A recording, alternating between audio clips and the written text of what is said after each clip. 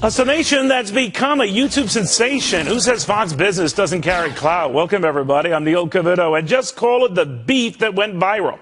Because my closing comments last night on Ron Paul and just letting voters decide whether he's a serious candidate got some very serious reaction, thousands of hits, and apparently they just keep on coming and coming. And all because I refuse to continue this media piling on a candidate the mainstream media and many of my own colleagues here at Fox say can't win. Well, that may be so. But as I said last night and mentioned with my colleague and friend Chris Wallace last week in Iowa, I'm the guy on the left, that is not up to us to decide. That is up to Iowans to decide. The final straw for me, when Iowa's governor had the gall to say if Ron Paul wins his state, focus on who comes in second. Again, trivializing not only Ron Paul, but any candidate, I guess, by extension.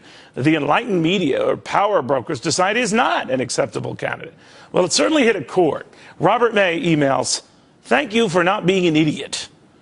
Sounds like one my mother-in-law could have written. Anyway, Shannon Fitzpatrick emails, "Thanking you for defending Dr. Paul against the ridiculously biased attacks made by such pundits as Bill O'Reilly, Rachel Maddow, Chris Wallace, and Brian Williams." Some of those folks are very good, by the way, but as she continues, I haven't seen something like this in a very long time.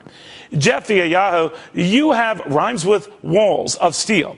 I am a veteran and I salute you." Jeff emails, "You're one of the few non-asses in the mainstream media landscape. You have consistently been fair and unbiased, and you have consistently delivered, including at the recent Fox News debate in Iowa."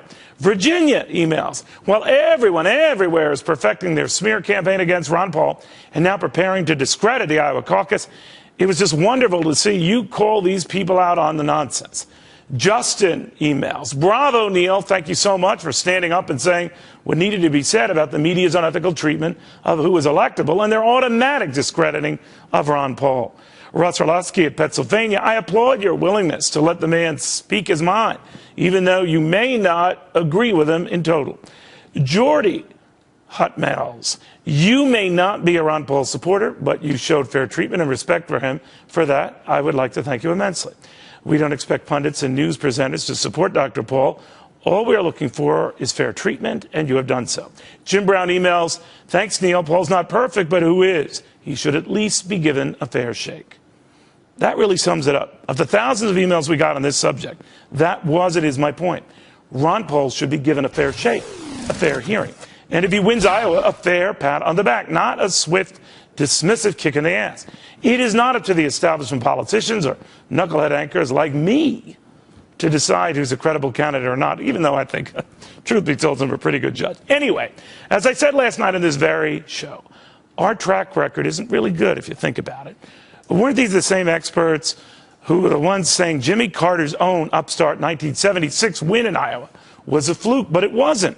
Or Ronald Reagan could never, ever, ever be elected president, but he was.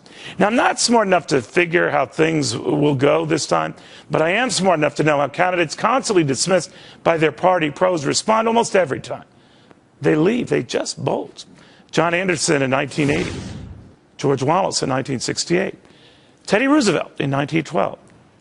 Each dismissed by a party that refused to hear their message, then compounding its ills by ripping the messenger.